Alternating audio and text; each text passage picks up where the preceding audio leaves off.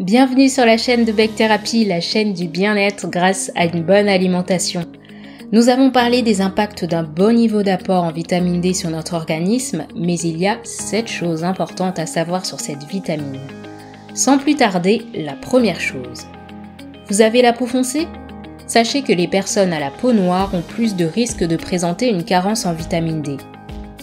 Car lorsqu'on a la peau foncée, il peut falloir un temps d'exposition au soleil jusqu'à 10 fois plus long pour produire la même quantité de vitamine D qu'une personne ayant la peau pâle.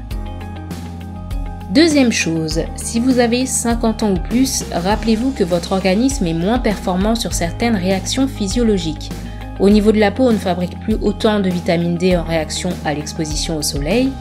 Au niveau de vos reins, ces organes sont de moins en moins efficaces pour convertir la vitamine D en la forme qui est utilisée par votre corps. Battez-vous contre la sédentarité et surtout ne soyez pas casanier. Vous profiterez ainsi de l'apport du soleil sur votre santé, mais surtout des bénéfices de la marche sur notre organisme.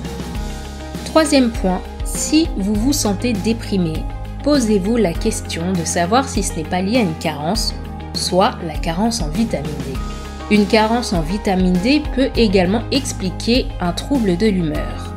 La vitamine D augmente la production de sérotonine qui permet de réguler notre humeur et de lutter contre la dépression. Donc pensez-y. Alors, quatrième point. Vous êtes en surpoids ou obèse ? En cas de carence, l'organisme régule moins bien l'insuline et la personne a tendance à avoir envie de plus de sucre et à grossir. C'est peut-être votre cas ? Après, si votre poids est plutôt d'origine morphologique ou héréditaire, pensez quand même à consommer plus de vitamine D que la moyenne, sans en abuser bien évidemment. Pourquoi ce conseil ? Figurez-vous que la vitamine D est une vitamine semblable à une hormone liposoluble, ce qui signifie que la graisse corporelle pourrait agir comme un collecteur en la stockant. Passons maintenant au cinquième point. Vous arrive-t-il de transpirer par la tête ? L'un des premiers signes classiques de la carence en vitamine D est de transpirer de la tête. En effet, les médecins demandaient autrefois aux jeunes mamans si leur nouveau-né transpirait de la tête pour cette raison précise. Une transpiration excessive chez les nouveau-nés due à une irritabilité neuromusculaire est encore décrite comme un symptôme précoce courant de carence en vitamine D. C'est très important de le savoir, l'avant-dernier point. Vous souffrez de douleurs osseuses.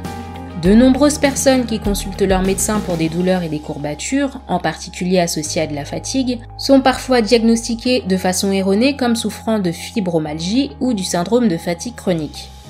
Nombre de ces symptômes sont des signes classiques d'une carence en vitamine D responsable d'ostéomalacie, différente de la carence en vitamine D qui provoque l'ostéoporose chez les adultes.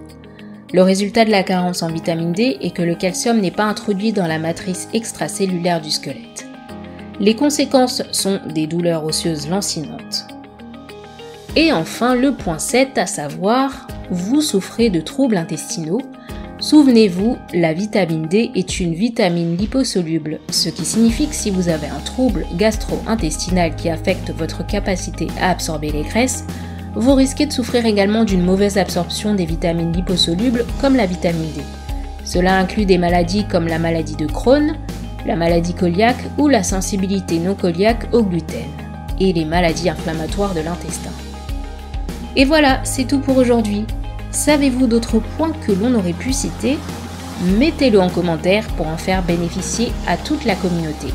Sinon, à bientôt, sans oublier de laisser un pouce en l'air. Merci.